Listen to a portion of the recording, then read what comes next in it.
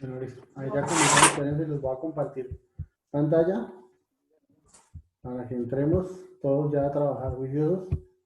No nos vamos a demorar mucho tampoco.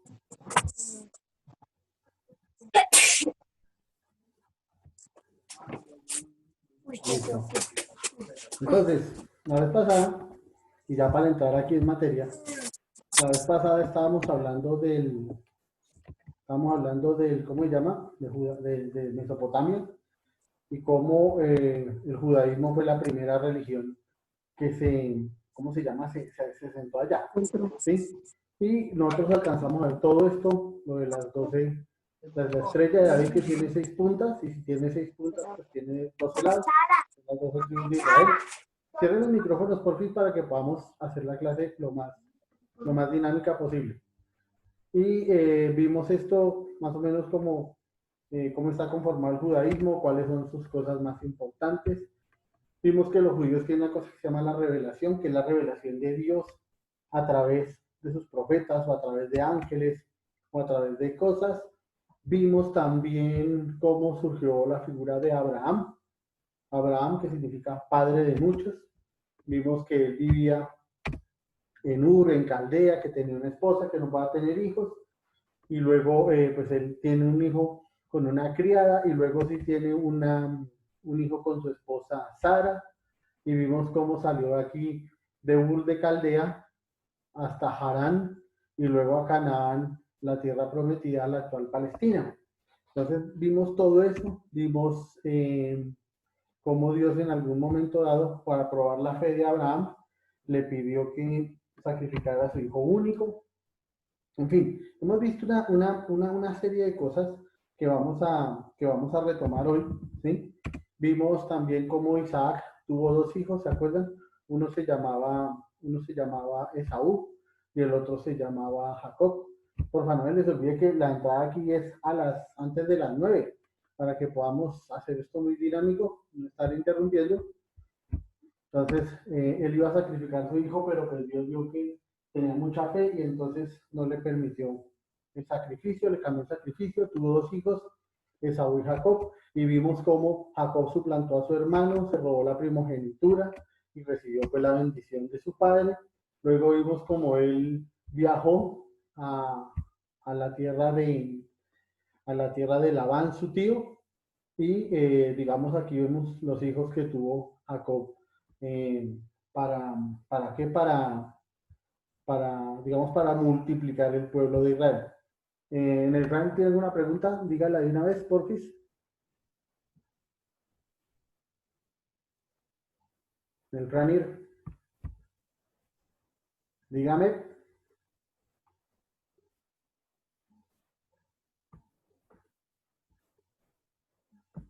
Bueno, si tienen alguna pregunta, háganla de una vez. Yo voy avanzando y ustedes me van contando. ¿Sí me están oyendo? ¿Sí? Todavía no se escucha. ¿No? ¿Ya me escuchan? ¿Sí? Sí, señor. Ah, bueno, por eso, cuando les pregunte si me están escuchando, digan que sí. Bueno, ahora sí, silencio otra vez para que sigamos. Elena, silencio otra vez para que sigamos. Yo me compré salsa. Listo. Entonces, estábamos viendo los hijos de Jacob. Ahí ven ustedes más o menos. Y lo de la lucha con el ángel, ¿no? Que hizo que Jacob ya se consagrara como un profeta, pues, del pueblo israelita, la reconciliación con su hermano Esaú y la vuelta de todos a Canaán. Y luego es cuando viene el incidente de José, uno de los hijos menores de Jacob, con sus hermanos, que lo venden como esclavo a Egipto, y José crece allá en la corte, pues no en la corte, crece en la casa de un miembro de la corte del faraón, se llama Potifa. La esposa lo quiere seducir, como ustedes pueden ver ahí en la imagen, pero pues él no le hace caso, ¿no? Y por eso, pues el pobre José va a dar a la cárcel, y en la El cárcel, profesor también está en visto. por favor, El silencio en el profesor también está micrófono. ahí. El profesor. Yo no lo escucho, yo no escucho a nadie. ¿Quién me escucha? ¿Quién está hablando? Ah, sí se escucha. ¿Se Ahora sí. escucha?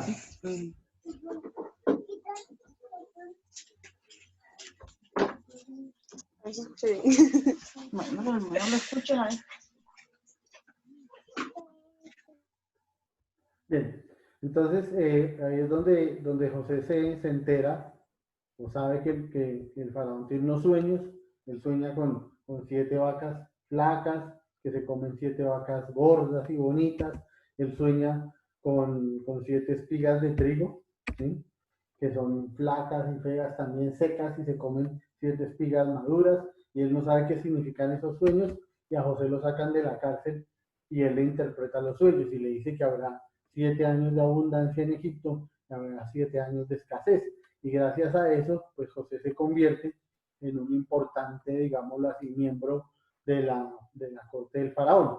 Y cuando José es miembro de la corte del faraón, un día vuelven sus hermanos, por más grano, por más trigo, por todo eso, él lo reconoce, ellos a él no, pero él sí lo reconoce y lo recibe, digamos, les tiende una trampa para ver si los hermanos todavía son buenos o son malos.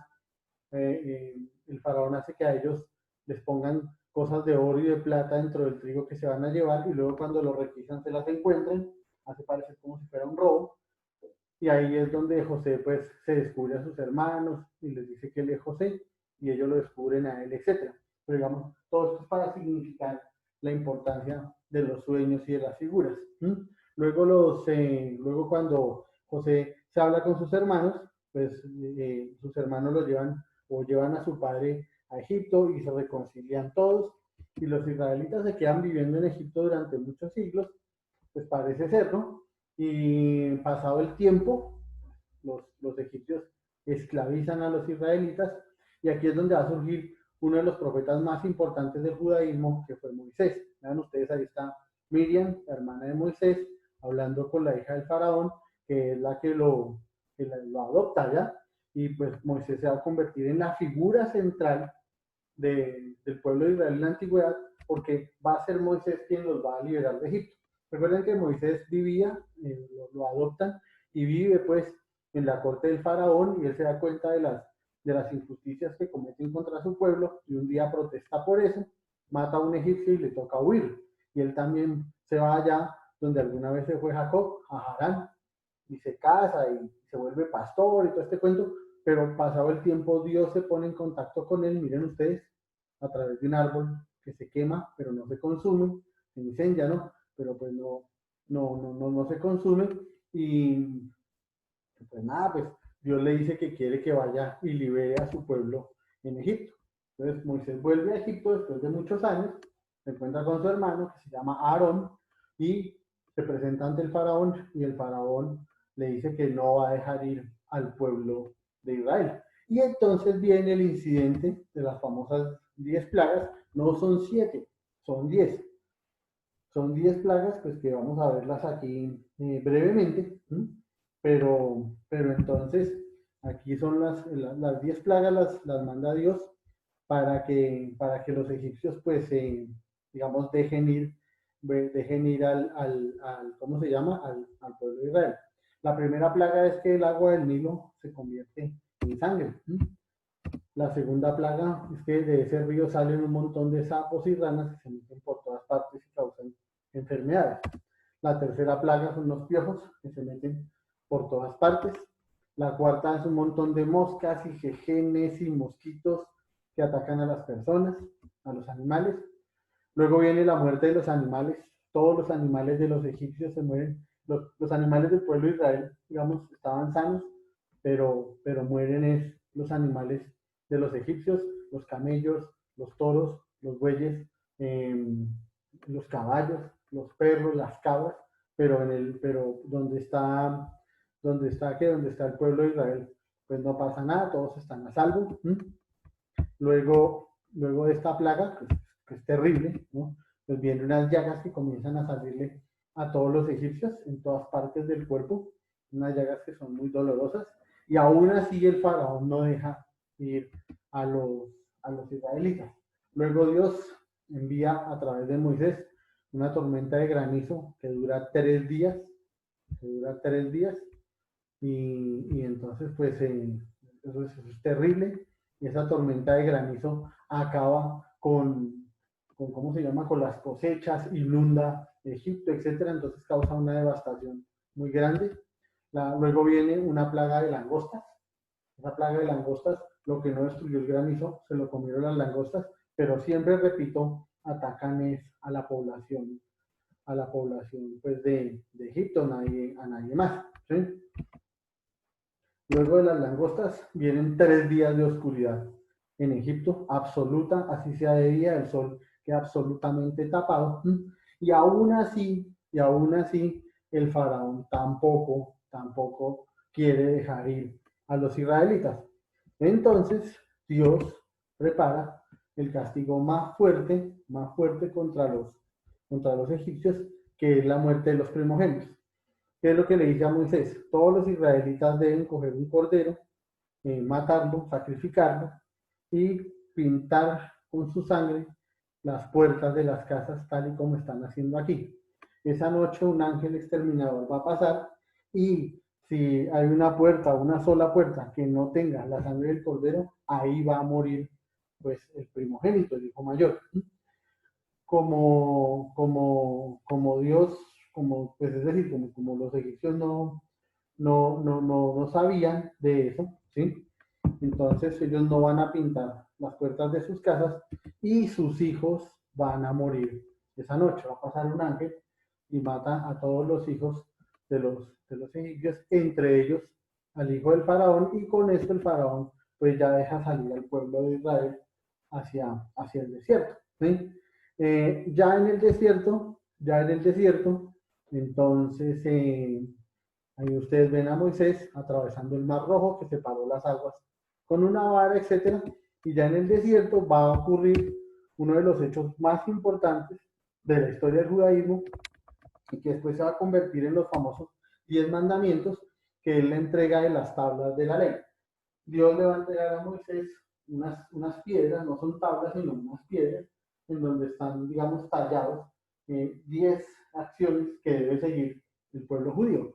Entre esas, pues, adorar un solo Dios, etcétera. Miren ustedes lo importante acá, porque en Mesopotamia se rompe esa tradición de los pueblos politeístas que adoran muchos dioses, por esto que son un pueblo ya que adora un solo Dios. Pero cuando Moisés está allá en el monte, su pueblo lo que hace es dejarse convencer por los habitantes de alrededor de donde están, digamos los gabaonitas, los amonitas y todos ellos, y con el oro que tienen lo funden y construyen un becerro, que es una deidad, un dios de Mesopotamia, que se llamaba Baal, y adoran a Baal. Cuando Moisés se entera de eso, baja del monte Sinaí, encuentra a su pueblo en una fiesta y pues le da mucha rabia, ordena matar a los que participaron en ella y, digamos, impide que la gente se mueva donde están por 40 años, hasta que no mueran todos los que habían participado directamente o indirectamente de esa idolatría.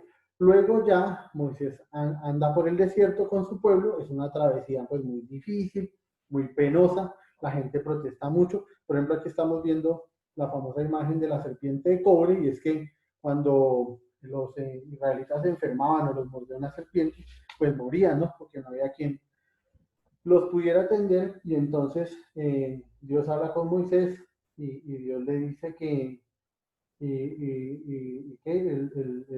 pues Dios le dice a Moisés que no, pues que construya una serpiente de cobre, que le enrosque en un palo, ¿cierto? Como ven ahí, y que cuando una persona se enferme, pues mire la serpiente y ya, o sea, la persona se va a curar. Y así siguen, digamos, la travesía, hasta que un día Moisés, pues él buscando agua para su pueblo, golpea una roca, como ustedes pueden ver ahí, y sale el agua, pero lo que hace Moisés es que no honra a Dios, no dice, bueno, Dios les está dando agua, sino que él dice algo así como que yo les estoy dando el agua.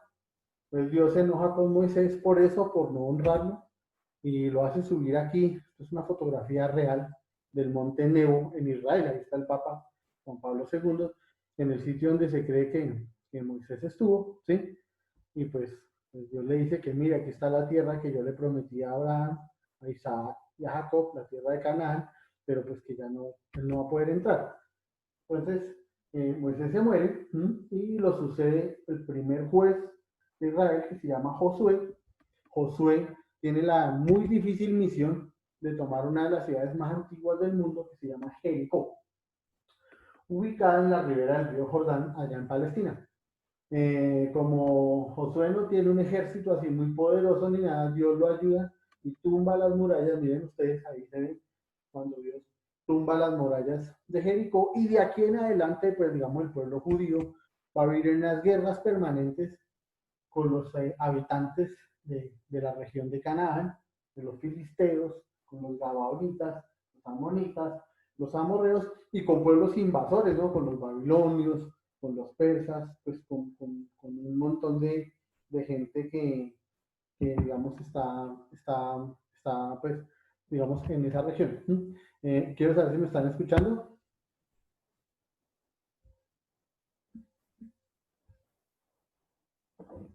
¿Sí? Sí, profe. ¿Hasta ahora alguna pregunta?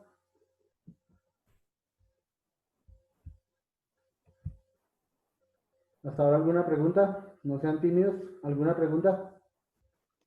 ¿No? ¿Nel Franny tiene alguna pregunta? No. ¿No? Bueno, entonces, como los estoy viendo y ustedes no quieren hablar, digan sí con la cabeza o no con la cabeza. ¿Estamos entendiendo? Sí. ¿No? Sí, sí. Sí, sí, estamos entendiendo. Muy bien, sigamos entonces, eh, luego viene una serie, pues, de problemas que tienen. Ahí está lo de las guerras que les acabo de mencionar. En el pueblo judío surgieron unos héroes, unos campeones, como en la mitología griega, que es el tema que vamos a ver después. Y uno de ellos fue Sansón. Sansón era muy famoso porque tenía fuerza por el cabello, ¿no? Tenía el cabello muy largo, y entre más largo tuviera el cabello, pues más fuerza tenía. Entonces aquí, esta imagen, finalmente los filisteos logran descubrir el secreto a través de una mujer que se llama Dalila, y ellos logran descubrir el secreto de la fuerza de Sansón, y lo capturan un día, lo duermen, le quitan el pelo, y con eso, digamos, lo someten. Acá viene una historia que todos conocen, es la historia de David y Goliat. Goliat era un guerrero filisteo, y aquí ustedes ven a David en la corte del rey Saúl, que tuvo Israel. Saúl fue el primer rey que tuvo Israel. Después de Saúl, pues fue David. Pero acá está David en la corte, y fue cuando David se enfrentó a Goliat y lo derrotó, al gigante este filisteo, y con eso llegó a convertirse en rey de Israel. Y él proclamó Jerusalén como la capital precisamente del reino de Israel. Sin embargo, David cae en pecado al seducir a una mujer que es casada, y todo este cuento, ¿sí? Y Dios le quita el reino, pero se lo entrega a su hijo Salomón, que está aquí. Y Salomón es muy famoso por tres cosas. Primero, porque era el hijo de David. Segundo, porque mandó construir el templo de Salomón allá en el monte Sion, en Jerusalén. Y tercero, por su sentido de la justicia y de la sabiduría. Aquí estamos viendo el famoso incidente del bebé recién nacido. Estas dos mujeres reclaman a su hijo, a este bebé que está acá, como propio, ¿cierto? Pero una de ellas, pues, no es la verdadera madre, ¿no? Entonces, Salomón, para dirimir la cuestión, vean ustedes, dice un soldado que tome la espada y que corte al niño por la mitad y le dé un pedazo a cada una. Entonces, esta señora que está acá dice que no lo maten, que se lo entreguen a la señora que está de rojo, que ella es la verdadera madre. Pero Salomón sabe que la verdadera madre haría cualquier cosa por su hijo, incluso perderlo, entonces se lo entrega, pues, a la verdadera madre. Entonces, pues, digamos, todas estas cuestiones con Salomón, pues él las resolvía con mucha sabiduría y se va a hacer famoso. Sin embargo, Salomón también cae en desgracia por idólatra, por adorar otros dioses. El pueblo de Israel entra en una guerra civil constante entre las diferentes tribus. Esto va a significar la destrucción de Jerusalén a manos de los babilonios, que llegan y arrasan con a ellos cautivos. Luego los babilonios caen a manos de los persas, ¿sí? Y los persas le permiten a los israelitas volver otra vez a Jerusalén, y ellos comienzan a reconstruir el templo y a hacer, digamos, todo como estaba haciéndose antes, ¿cierto? Y pues aquí en adelante los israelitas van a vivir sometidos por muchos pueblos, ¿sí? griegos, por los romanos, ¿cierto? Y finalmente, por favor, silencien el micrófono. Y finalmente, pues, va a haber una fuerte rebelión en contra de los romanos por allá en el año 66 después de Cristo, y el pueblo judío va a ser expulsado de Jerusalén y solo van a regresar hasta 1948, cuando se crea pues el Estado de Israel. Esta montaña que ustedes ven aquí en esta fotografía se llama Masada, una fortaleza que hay en las afueras de Jerusalén. Ahí se atrincheraron los judíos para, digamos, resistir a los romanos. Y pues bueno, digamos que lograron someterlos. Los romanos finalmente pudieron derrotar a los israelitas, pero hasta que ellos se suicidaron. Vamos a ver algunas generalidades del judaísmo y ya con eso terminamos aquí la sesión para que me hagan las preguntas pues, que ustedes consideren necesarias. Este es el muro de los lamentos, que fue el único muro que quedó en pie después de la destrucción del templo hecha por los romanos. Entonces el muro occidental quedó, ¿cómo se llama?, en pie, y pues hoy en día es objeto de culto por parte pues de los judíos allá ¿cómo se llama?, en Jerusalén, ¿no? Los judíos son o pertenecen a dos vertientes. Uno se llama los judíos sefardíes y otro que se llama los judíos ashkenazíes. Los judíos sefardíes son muy de Oriente, muy incluso árabes, algunos, son allá de esa región de Oriente, mientras que los ashkenazíes son unos judíos que resultaron en Europa Oriental, después de las cruzadas y de todo eso, pues allá resultaron ese grupo, digámoslo así, de judíos. Hay una cosa que se llama el bar mitzvah, que es como el bautizo. No es un bautizo, es realmente cuando los niños judíos entran a ser miembros de la comunidad, y pues eso es más o menos cuando tienen 13, 14 años.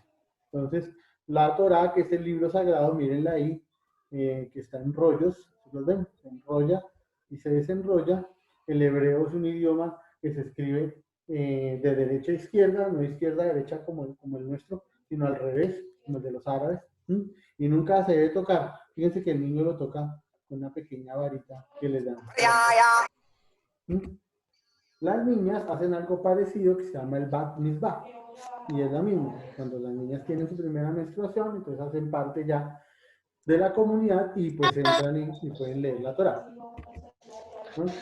El Yom Kippur es el día del perdón, es el día cuando todo el mundo se reconcilia con todo el mundo, y por favor escuchen, cuando todo el mundo se reconcilia con todo el mundo y se hace un ayuno. Todo bien, todo bien.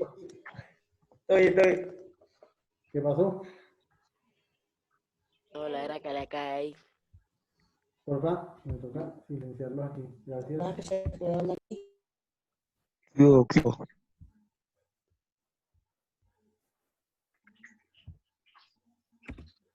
Bien, luego está la Hanukkah, es una fiesta de las luces, y ustedes que hay nueve velas en ese candelabro. Hay una historia que es los hermanos macaberos, que eran 9 hermanos, que pelearon contra los selyúcidas, todos murieron, y la Hanukkah es la conmemoración de esa victoria de los hermanos macabeos contra la dominación de los sirios.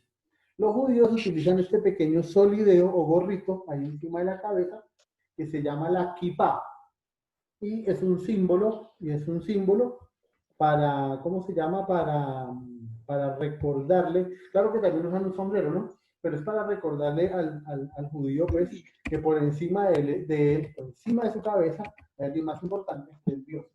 Los judíos utilizan este candelabro de 7 brazos que se llama la menorá, que es para sostener unas velas.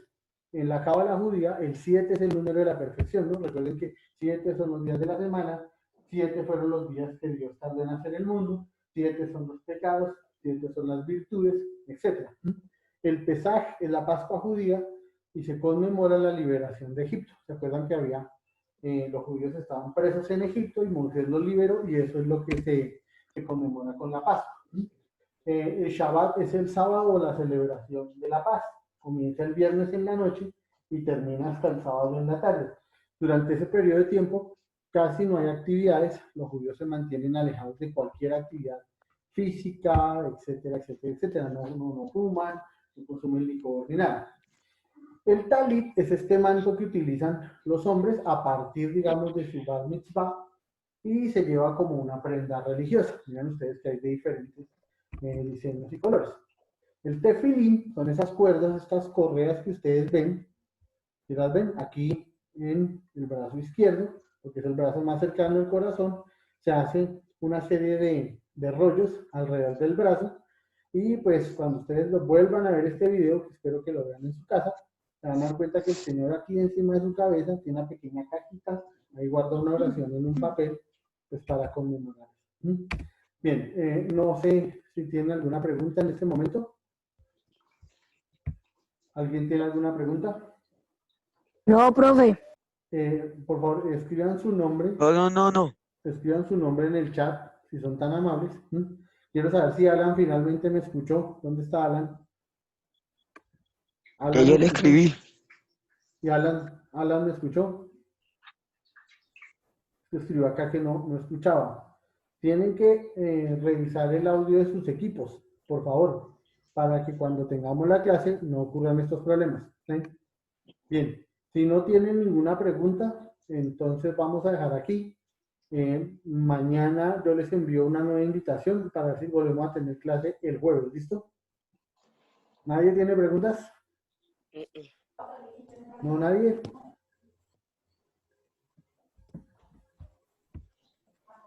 ¿Preguntas? ¿Preguntas? Por favor, escriban su nombre. Escucha mal, profe, escucha mal. Su nombre y el curso, por favor, porque ponen de mi Fernando, pero me dejan loco. Mi Fernando Solaque, curso tal, ¿listo? Vayan escribiendo y que tengan una buena mañana. Por favor, a partir de la otra semana ya les van a llegar las guías sociales para que las vayan desarrollando. Vamos a hacer clase al menos 2 veces a la semana. Entonces yo les voy a decir, en estos días, creo que el jueves hacemos una nueva sesión, ¿listos? Por favor, hablen con sus compañeros para que se puedan conectar. Nos vemos entonces. Juicio todos. Chao, nos vemos. Chao, profe. Bueno, chao. Van escribiendo el chat. Freiner. Aló. Freiner. No, pues, así. Ay, lo es caro. Yo estaba listando para salir. Voy para ganar primero. Sí, ya me voy. Tenía una clase con, pues, marica, me voy para vivir, me voy para... El caro. Claro, marica, yo no sé que me voy. ¿Dónde se escribe eso, vale? ¿Qué? Calé, cuando muestra la cara, Calé. No, vale, ¿cuánto me toca la cara? ¿Tú eres loco? ¿Por qué? Porque no la muestra. Se apega tú.